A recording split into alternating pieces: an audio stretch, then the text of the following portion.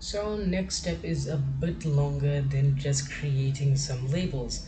We are going to need to create some buttons and then do math based on which button is pressed.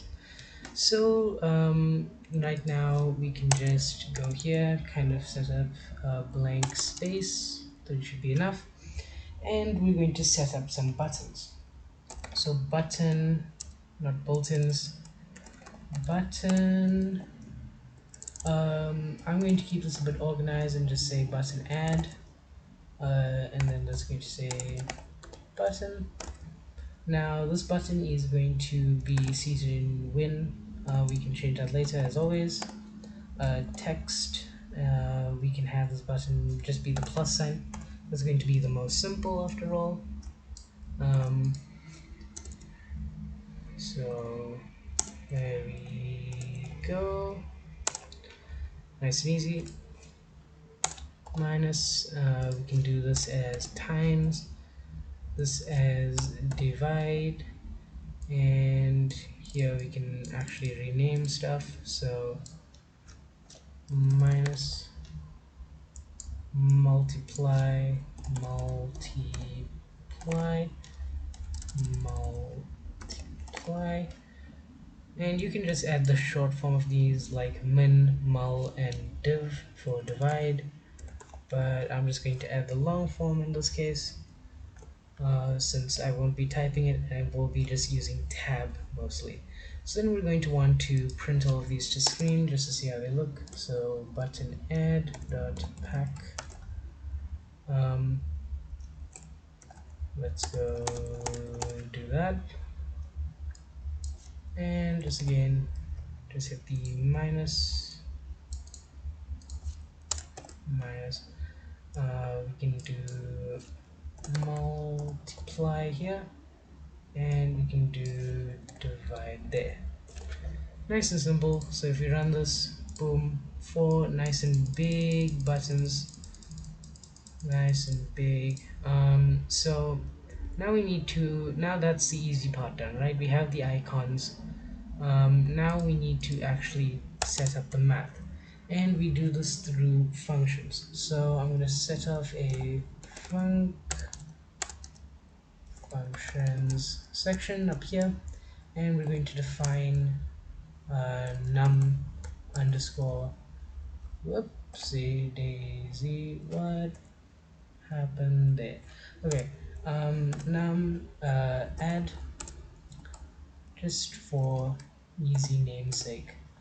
So then this is going to just be a set.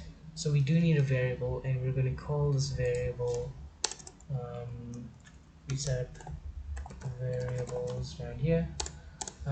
We can just put this to outcome, which I find happens to be the most makes sense out of all of them, just logically speaking. So we can set outcome to be the it can be let's look through. So we need to plus entry 1 and entry 2. So entry 1 plus entry 2, whoopsie daisy, entry 2, and we're just going to want to make sure that these are int values as well and not strings, because oftentimes it will just be treated like a string if it's in an entry. So always beware to make sure that they are ints and not strings, because strings will make everything super confusing. So we can make this the short form, just for ease of access, div, lovely, and then we just minus, multiply, and divide, boom.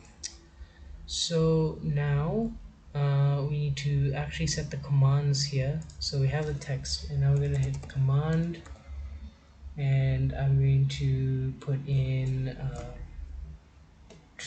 num. So we call them num add, right? So I'm just going to copy and paste this. As you can see, a lot of copy and pasting, because a lot of this does need to be rewritten. So we got Monday, we got Mal right there, and finally Div. So unfortunately, we won't have an output for these, so we won't be able to see whether they are working just as yet. But okay.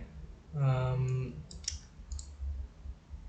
right. So these need to be actual things inside to not give errors. No, they still are giving errors. Must be a string. Okay. So then, right. So I did a dumb here. So this isn't an actual variable, so we can't treat it like it, but we can get. So this get addition here just tells Tkinter to read. Just reads what's inside. So that's what we're missing here. That's why we got the errors. Thank goodness for Python terminal. So if we run this, um, right, so we do need to actually put numbers in there for it to, yeah, there we go. So we would be getting stuff in there, but we don't have an output. And that's what we'll do in the next episode. But for now, we have this beautiful little chunk of code just with some labels and some buttons doing some math.